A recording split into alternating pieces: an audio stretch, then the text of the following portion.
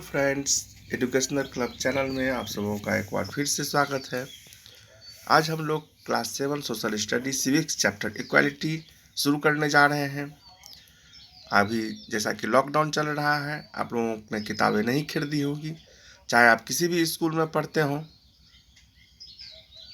जब आपकी किताबें मिलने लगेंगी तो आप देखेंगे कि किसी भी पब्लिकेशन का किताब हो, सिविक्स का चैप्टर 1 इक्वालिटी ही रहेगा। उसका क्वेश्चन आंसर कुछ अलग हो सकता है, उसके लैंग्वेज कुछ अलग हो सकते हैं, लेकिन चैप्टर इक्वालिटी ही होगा और उससे रिलेटेड ही सारी बातें होंगी। इसलिए आप लोग इस चैप्टर को बहुत ध्यान से पढ़ें, चाहे आपका कोई भी बुक हो, आपके लिए यह फायदेमंद साबित होने वाला है। इस चैप्टर में हम लोग जो इक्वालिटी के बारे में पढ़ेंगे, हम लोग 6th क्लास में कुछ बेसिक इंफॉर्मेशन डेमोक्रेसी के बारे में जाना था। डेमोक्रेसी का यह मेन एलिमेंट है कि इक्वालिटी होनी चाहिए, किसी भी देश में समानता होनी चाहिए। एक डेमोक्रेटिक कंट्री में हर एक लोगों को बराबर का हक मिलना चाहिए, तभी वह डेमोक्रेटिक हो सकता है। यदि लोगों में समानता का व्यवहार नहीं किया जाएगा तो उस जगह पर डेमोक्रेसी नहीं हो सकती। हर एक कंट्री के लिए डेमोक्रेसी की आवश्यकता होती है और डेमोक्रेसी में इक्वालिटी की आवश्यकता होती है। जिस किसी भी देश में डेमोक्रेसी है वहाँ इक्वालिटी आवश्यक है। तो इक्वालिटी आखिर क्या है? What is equality? तो equality is a condition in which adequate opportunity are given to all. यानी कि इक्वालिटी वह स्थिति है जबकि हर एक लोगों को बराबर का अधिकार मिले। सभी लोगों को वोट देने का अधिकार। हमारे देश में जो भी कोई 18 वर्ष के हो जाते हैं उन्हें वोट देने का अधिकार है। हर लोगों को सरकारी परीक्षाओं में शामिल होने का अधिकार है। हर लोगों को समान अवसर मिलता है। किसी के साथ भी दो तरह का व्यवहार इक्वालिटी नहीं कहलाता। Equal right to vote in a democratic country like India, adult irrespective of their religion, caste, education, status or place of birth are given the right to vote under universal adult franchise। यानी वयस्क मताधिकार। जिस भी व्यक्ति की आयु 18 वर्ष हो जाती है, 18 वर्ष या उससे अधिक के लोग को वोट देने का अधिकार है हमारे देश में। चाहे वह किसी भी धर्म, किसी भी जाति, किसी भी संप्रदाय के लोग हों, उन्हें वोट देने का अधिकार है। ये नहीं कह सकते कि वह फन्ना जाति का है, फन्ना धर्म का है तो उसे वोट देने का अधिकार नहीं है। वह भाई अमीर है तो उसे वोट देने का अधिकार है, ये गरीब है तो इसे वोट देने का अधिकार नहीं है। ऐसी बात नहीं है। हर एक लोगों को वोट देने का अधिकार है। Equal right to vote. तो आप लोगों ने अब अच्छी तरह से समझा होगा कि यह समानता आखिर है क्या। अब देखिए, यूनिवर्सल एडल्ट फ्रेंचाइज आखिर ये क्या है? तो this is very important aspect. देखिए, इस प्रकार का क्वेश्चन भी आएगा कि what is universal adult franchise. तो आप लोग लिखेंगे कि this is very important aspect of democratic societies. It means that all adult, those who are 18 and above citizens, have the right to vote irrespective of their social or economic background। अभी जैसे कि आपको हमने बताया कि वयस्क मताधिकार, universal adult franchise वह व्यवस्था है जिसमें प्रजातांत्रिक देशों में, प्रजातांत्रिक समाज में 18 वर्ष या उससे अधिक के लोगों को वोट देने का अधिकार होता है, चाहे वह किसी भी जाति, धर्म या संप्रदाय से संबंध रखते हों। तो इक्वालिटी डेमोक्रेसी के लिए बहुत ही आवश्यक है। समाज में तब तक समानता नहीं आ सकती जब तक सरकार के द्वारा सभी लोगों को बराबर का अधिकार दिया जाए। या नहीं कि सड़क पर अमीर लोग चलेंगे, गरीब लोग नहीं चलेंगे। फलना जगह पर अमीर लोग जा सकते हैं, गरीब लोग नहीं जा सकते। फलना जगह पर इस जाति के लोग जा सकते हैं, इस जाति के लोग नहीं जा सकते। फलना जगह पर इस संप्रदाय के लोग का आना मना है। तो क्या यह इक्वालिटी वास्तव में एग्जिस्ट करता है? क्या आपने देखा है कि मंदिरों में कोई दूसरे धर्म के लोग आते हैं? आ सकते हैं, उन्हें कोई मना नहीं कर सकता। इंडिया क्या डेमोक्रेटिक कंट्री है? अब हम लोग चेक करेंगे कि क्या भारत में इक्वालिटी है। India is a democratic country. यदि यहाँ इक्वालिटी है तो यह एक डेमोक्रेटिक कंट्री है। In reality difference exist between rich and poor. One of the more common forms of inequality in India is the caste system. अब हम लोग अभी भी आप देखते होंगे हमारे घर में हमेशा दो तरह की व्यवस्था होती है, चाहे वह किसी भी संप्रदाय के हों, वह दूसरे संप्रदाय से कुछ अलग तरह का व्यवहार करते हैं। एक जाति के लोग दूसरे जाति को छोटा समझते हैं, छोटे जाति के लोग किसी दूसरे जाति को बड़ा समझकर उससे घृणा करते हैं। इस तरह से हमारे देश में इक्वालिटी में यह कास्ट सिस्टम जो बरसों से चला आ रहा है, या अमीरी गरीबी, यह सब बहुत मायने रखता है। कहीं कहीं अमीर लोग ही केवल जा सकते हैं, गरीब वहाँ नहीं जा सकता। Dalits in India and minorities are denied the right to dignity and equality. आप लोगों ने यह भी देखा होगा कि बहुत से ऐसे कास्ट के लोग हैं जिनको जो है समान अधिकार नहीं प्राप्त है। उनके लिए सरकार ने अनेक कदम उठाए हैं। जो माइनॉरिटीज हैं उन्हें मेजॉरिटी के आगे कुछ त्याग करना पड़ता है, ऐसा भी हम लोगों ने बहुत बार देखा है। तो जब तक हम यह इक्वालिटी को एग्जिस्ट नहीं करेंगे अपने देश में, वास्तविक रूप से डेमोक्रेसी हमारे देश में नहीं आ सकती है। दलित जो हैं उनके उत्थान के लिए सरकार अनेक कदम उठाती है।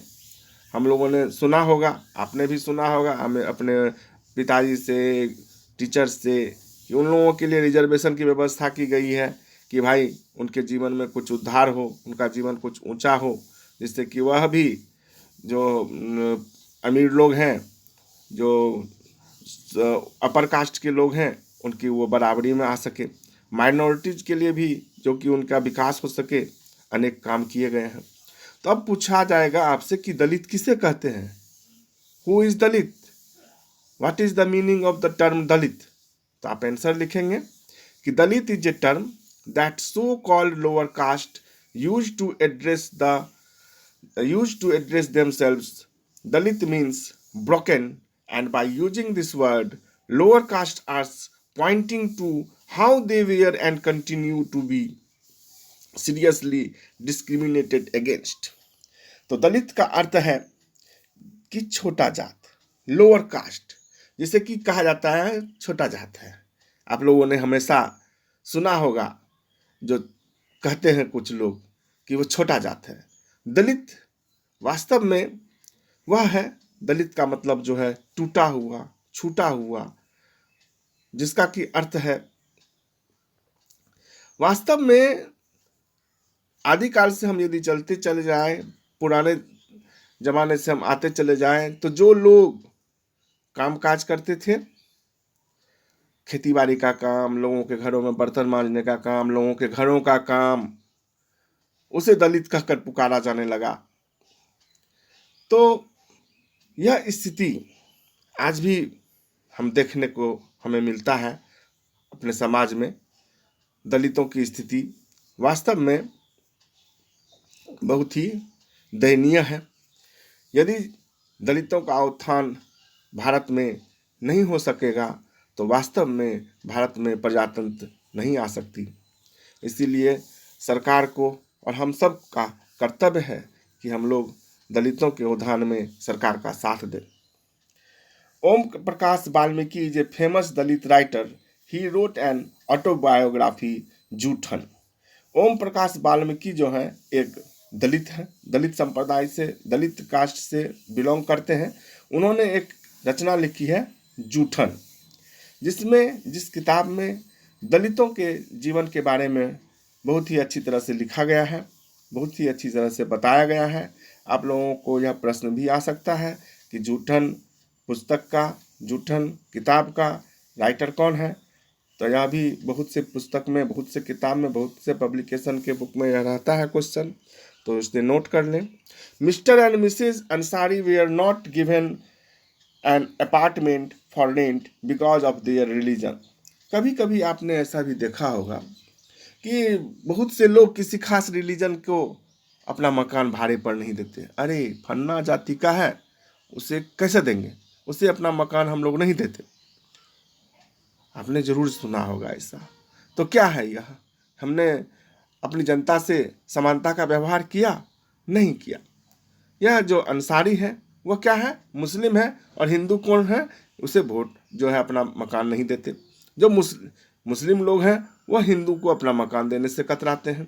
ऐसी बात नहीं है कि केवल हिंदू ही मुस्लिम को मकान नहीं देते, मुस्लिम भी हिंदू को मकान नहीं देते। वह भी चाहते हैं कि उनके मोहल्ले में, उनके एरिया में केवल मुस्लिम लोग ही बसें। हिंदू भी इसी तरह चाहते हैं कि उनके एरिया में मुस्लिम नहीं बस सकें। Om Prakash Valmiki and the Ansari are being treated unequally on the basis of difference of caste and religion. ओम प्रकाश वाल्मीकि और अंसारी जो है, इन लोगों को कास्ट और रिलीजन के आधार पर जो है असमानता का व्यवहार हमने देखा कि किया गया। ओम प्रकाश वाल्मीकि ने दलित के बारे में लिखा क्योंकि वो दलित थे। इक्वालिटी का भारतीय डेमोक्रेसी में क्या स्थान है? The Indian constitution recognize every person as equal, however it does not mean that inequality does not exist in India. भारतीय संविधान ने हर एक लोगों को बराबर का अधिकार दिया है, किसी को भी छोटा बड़ा नहीं कहा गया। लेकिन हमने अभी तुरंत देखा कि किस तरह से हमारे देश में इनइक्वालिटी एग्जिस्ट करता है, कैसे हमारे समाज में इनइक्वालिटी ने अपना घर कर लिया है। भारतीय संविधान जबकि क्लियरली सभी लोगों को एक समान समझने की बात करता है। आगे हम लोग इक्वालिटी के बारे में कि किस तरह से इंडियन डेमोक्रेसी में यह एग्जिस्ट करता है वो देखेंगे। 4 provision provide equality in India. भारतीय संविधान में 4 प्रोविजन दिए गए हैं कि किस तरह से इक्वालिटी है भारत में। इक्वालिटी बिफोर द लॉ, कानून के नज़र में हर कोई बराबर है। यदि कोई अमीर चोरी करता है तो उस पर भी चोरी की धारा लगेगी, कोई गरीब चोरी करता है उस पर भी धारा लगेगी चोरी की। वह हिंदू हो तो भी चोरी की धारा लगेगी, वह मुस्लिम हो तो भी चोरी की धारा लगेगी, कोई भी कास्ट के लोग हों उन पर समान धारा लगती है। No discrimination on the basis of caste, colour, religion, race, gender.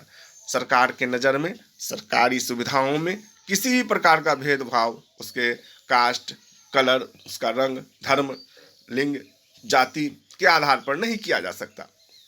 सरकारी नौकरियों में किसी भी प्रकार की जो है असमानता का व्यवहार नहीं किया जा सकता, किसी भी प्रकार का डिस्क्रिमिनेशन नहीं किया जा सकता, भेदभाव नहीं किया जा सकता। डिस्क्रिमिनेशन का मतलब होता है भेदभाव, किसी भी आधार पर डिस्क्रिमिनेट नहीं किया जा सकता। Everyone has access to all public places. जितना भी सरकारी जगह है उस सब जगह पर हर एक लोग जा सकते हैं, चाहे वह किसी भी कास्ट के, किसी भी कलर के, किसी भी रिलीजन के, किसी भी रेस के, किसी भी जेंडर के लोग हों, हर एक सरकारी जगह पर जाने का अधिकार रखते हैं। Untouchability has been abolished. और जो छुआछूत था, अंग्रेजों के समय तक छुआछूत भारत में एग्जिस्ट करता था, उन सब को, छुआछूत को भारतीय संविधान ने एबोलिस्ट कर दिया, यानी हटा दिया। जो कोई भी छुआछूत की बात करेगा उसके साथ कानून सख्ती से पेश आता है, उसे कानून सजा देती है। तो इस तरह से हमने देखा कि भारतीय संविधान में इक्वालिटी को रखने के लिए, इक्वालिटी को बनाए रखने के लिए कितने प्रोविज़न किए हैं, इसको आप लोग नोट कर लें कि the Indian constitution recognize every person as equal, however it does not mean that inequality does not exist in India. 4 provisions provided equality in India: equality before the law, no discrimination on the basis of caste, color, religion, race, gender, everyone has access to all public places, untouchability has been abolished.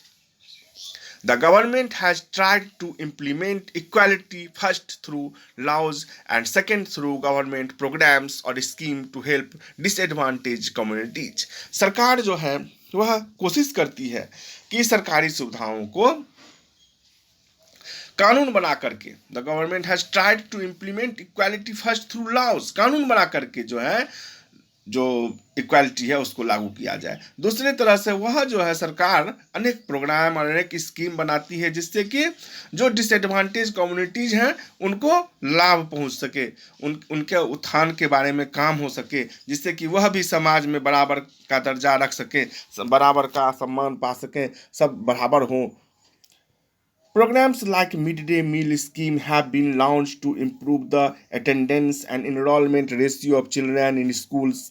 The midday meal scheme refers to the program introduced in all government elementary schools to provide children with cooked lunch. Tamil Nadu is the first state in India to introduce this scheme. Which state first introduced midday meal program? Tamil Nadu. यह अभी question रहता है। और what is mid day meal program? तो program like mid day meal scheme का क्या मतलब है? यानी कि दोपहर में भोजन सरकारी विद्यालयों में, सरकारी स्कूलों में गरीब बच्चों को जो सरकारी विद्यालयों में पढ़ते हैं, जिनका जो है अटेंडेंस स्कूल में नहीं हो पाता क्योंकि उन्हें अपने रोटी का जुगाड़ करने के लिए काम करना पड़ता है, छोटी सी उम्र में ही काम करना पड़ता है, तो वो स्कूल आ सकें, वो उनका जो है पढ़ाई में उनको इंक्रीज जो है उनका परसेंटेज इंक्रीज हो, इसके लिए सरकार जो है मिड डे मील की घोषणा करती है, जिससे कि जो है गरीब बच्चे खाने के लिए जो है खाने के कारण से स्कूल में नहीं आ सकते हैं, जो वो कम से कम आएँ और अपना शिक्षा जो है वो पा सकें और अपना पढ़ाई जारी रख सकें। तो मिड डे मील स्कीम जो है वह सरकारी विद्यालयों में जो है उनकी उपस्थिति बढ़ाने के लिए, attendance and enrolment ratio of children in school को इम्प्रूव करने के लिए बनाया गया है। The mid day meal scheme refers to the programme introduced in all government elementary school. जितने भी सरकारी प्राइमरी स्कूल है, एलिमेंट्री स्कूल हैं, उनको यह सुविधा दी गई है, भोजन दिया जाता है बच्चों को बना बनाया।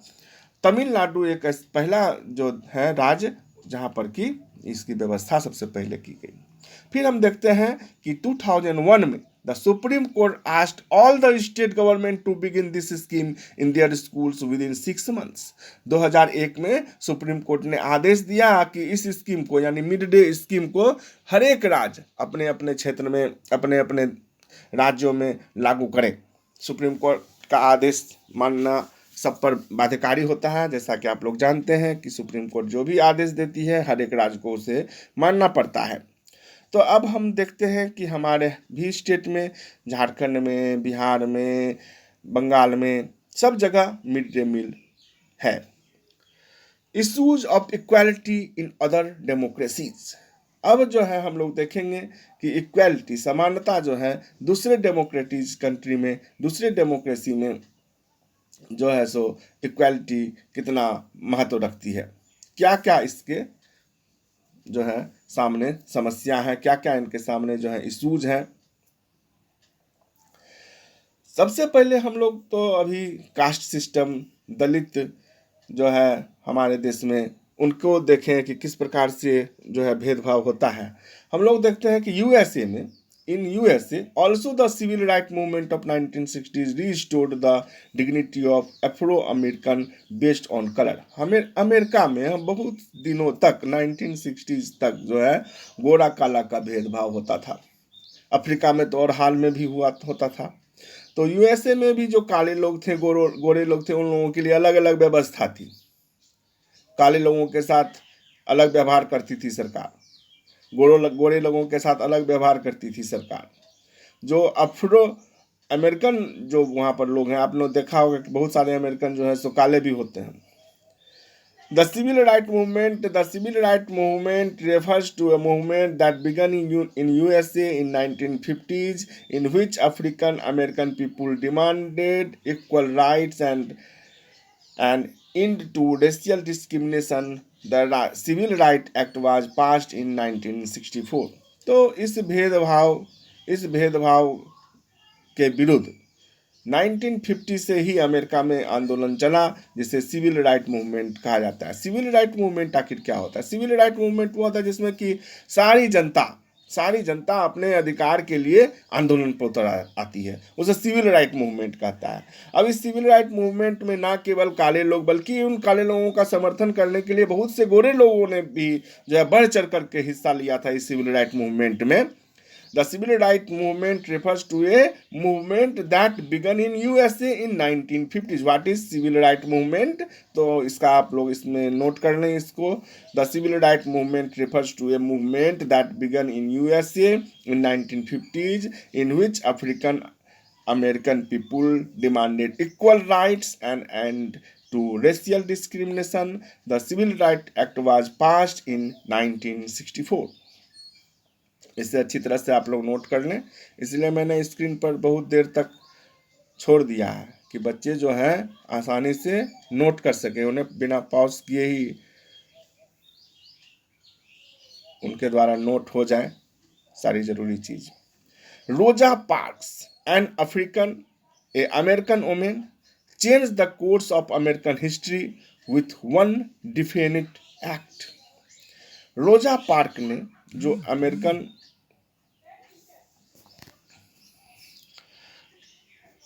वुमेन, उन्होंने जो है अमेरिकन हिस्ट्री को जो है चेंज कर दिया डिफाइंड एक्ट के द्वारा। रोजा पार्क नोट करें इसको भी कि Rosa Parks and American women change the course of American history with one defiant act. अब उस एक्ट के बारे में हम लोग पढ़ेंगे कि किन एक्ट के बारे के द्वारा जो है अमेरिका में अफ्रीकन अमेरिकन वुमेन के द्वारा कानून लाया गया और अमेरिका में गोरे और काले का भेद खत्म हुआ और सिविल राइट मूवमेंट पूरी तरह से सफल हुआ।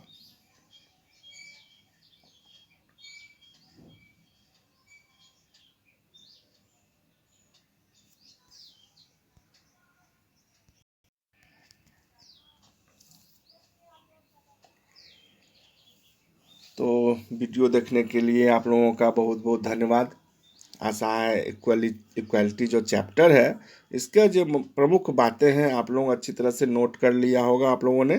आप देखेंगे कि आपकी जब किताबें आएंगी नहीं तो उसमें यह चैप्टर रहेगा और यही सब बातें रहेंगी, तो आप लोग पहले से ही तैयारी कर लें और इक्वालिटी चैप्टर आप लोगों का तैयार हो जाएगा। Thank you for watching this video.